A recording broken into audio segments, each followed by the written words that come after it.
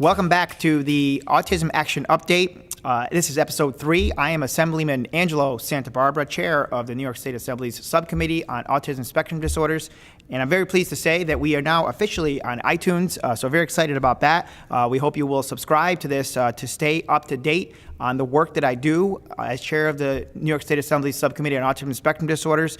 And we have had a number of things that we have talked about, and there is plenty more that we'll be talking about regarding autism issues, disability issues, and a number of other items that you can stay up to date on by subscribing on iTunes.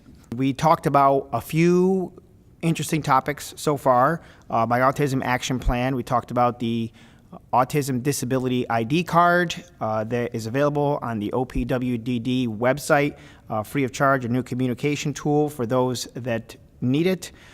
We also talked about a program that actually was approved in the state budget. We're going to be talking about that in a later podcast.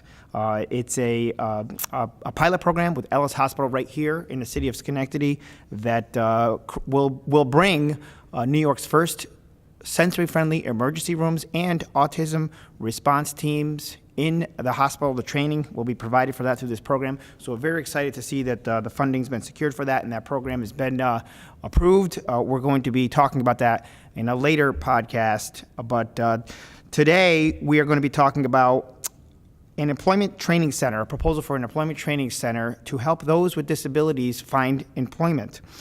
This is something that I've been working on for quite some time, and it's interesting, the stats, when you look at what the statistics are.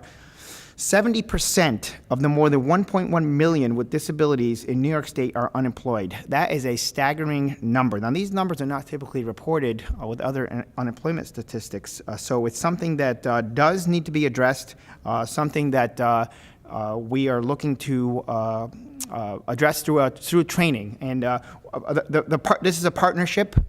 This is something that the state, I'm hoping, will have a role in with some funding, but also the community itself has buy-in on this idea to bring this one-of-a-kind unique training center. We're calling it the Our Ability Alliance Employment Training Center, and the reason we're calling it the Our Ability Alliance Employment Training Center is because we're partnering with a group called Our Ability, and they have a mission, a logo, Our Ability, Connect, Inspire, and Achieve. And their mission is to consult with employers to leverage the successful employment of individuals with disabilities. So you can see why we partnered up with them.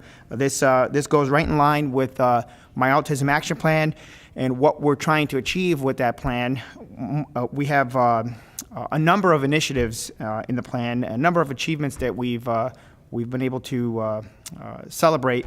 But when we talk about helping individuals achieve independence, which is the overall goal, employment is a big part of that. Employment really does have to be addressed. As I said, 70% of the more than 1.1 million with disabilities are unemployed in the state of New York. We can change that with this training center. This is a partnership, as I said, with our alliance, but also with the business community. So how this will work is that the goal of this training center is to bring individuals with disabilities into a classroom setting to train on specific skills needed by a growing list of business members that belong to what we're calling the Our Ability Alliance Network. So what is that? That's a group of businesses that have vacancies. They have employment opportunities. They're just not able to fill those employment opportunities. And you may be thinking, all right, well, who's a part of this? The last time we visited this, we had 32 businesses that were part of this. They have buy-in on this idea for an employment training center of this type. That list has grown. So there's more businesses today than even that number. We're well beyond 40 business partners in the local community here. We hope this will be a model that can be used throughout the state. It's always nice to have firsts.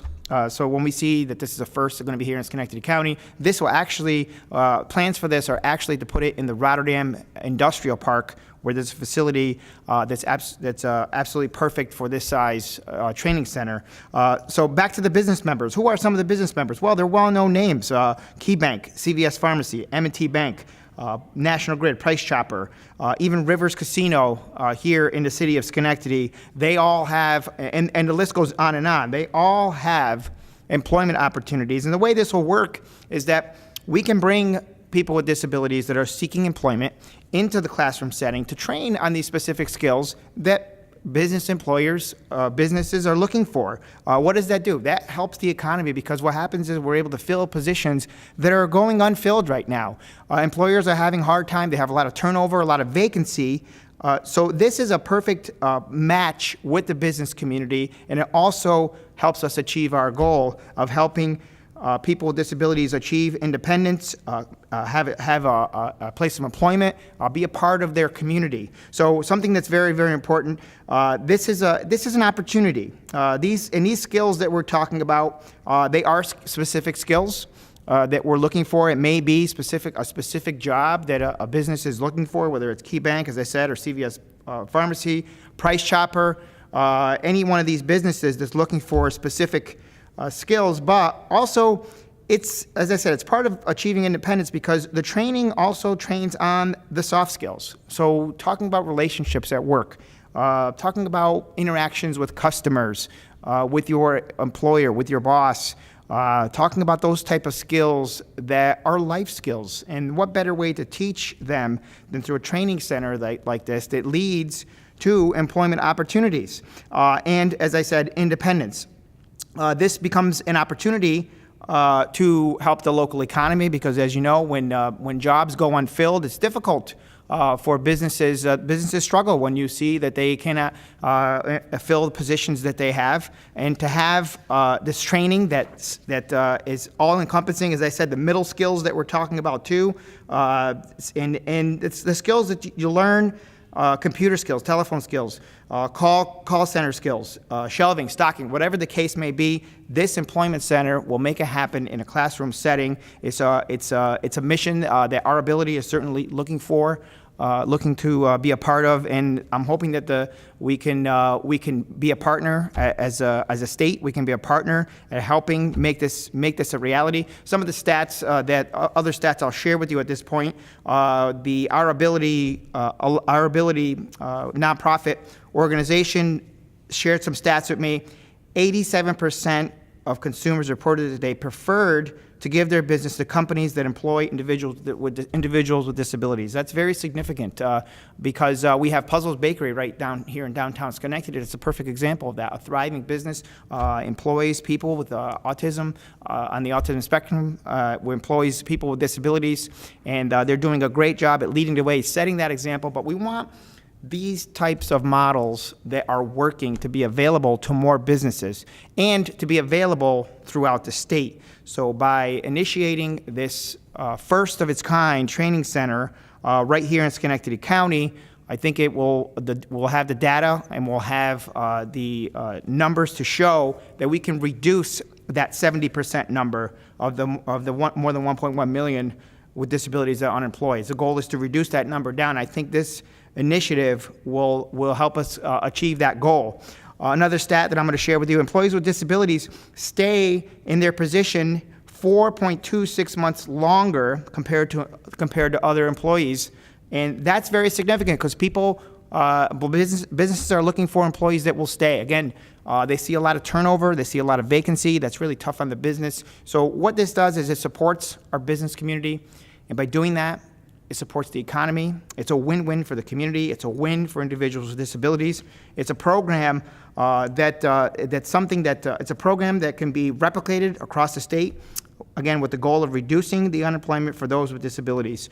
This is funding that I'm, now that we're post-budget this year at the state capitol, the budget was just completed. I'll be looking for the funding to make this project a reality. We're working very closely with our ability nonprofit, the business community. We hope to see this business list grow because, as I said, there's a lot of buy-in right now, a lot of partnership happening, a lot of people looking to make this happen. So that when you see this many partners line up for a program like this, you know that it's something that's important to the community, something that can benefit the state. As I said, this will support the economy. It will help solve the unemployment problem amongst those with disabilities. But it also supports other programs too. But as I said, my Autism Action Plan is about not just one particular initiative. It's about a number of initiatives that work together.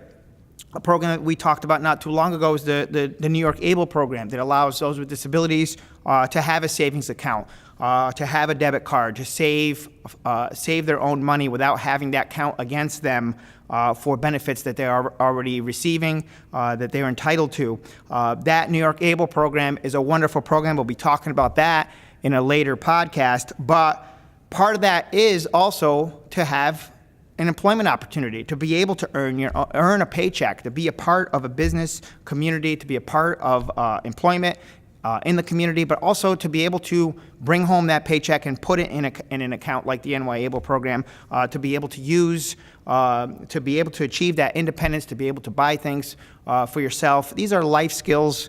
I often talk about life skills with my son, Michael.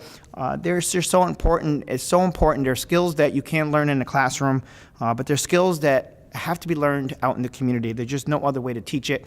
But this initiative, the Our Ability Employment Training Center, goes a long way towards learning these skills in a classroom setting, but then putting them to use out in the community. Very significant, one-of-a-kind training center like this that we haven't seen anywhere else in the region here. This is something, again, that is planned to be based in Schenectady County, in the town of Rotterdam, but it's a regional asset. It's going to be able to be used by those in the capital region, and we hope that this will be a model, a unique training center that can be replicated across the state, again, with that goal of reducing the unemployment number for those with disabilities. You'll hear more updates on this as we progress on this. We're moving forward with plans. Again, the funding is critical. As chair of the Subcommittee on Autism Spectrum Disorders, this is something that I'm very interested in, and I'll be working very hard the rest of this session.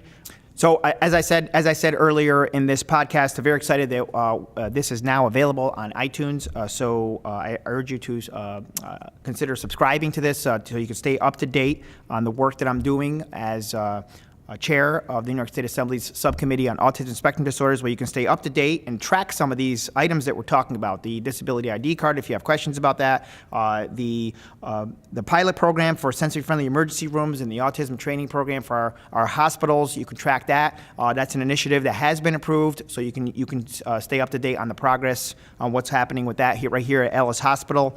And also the development of this Our Ability Training Center.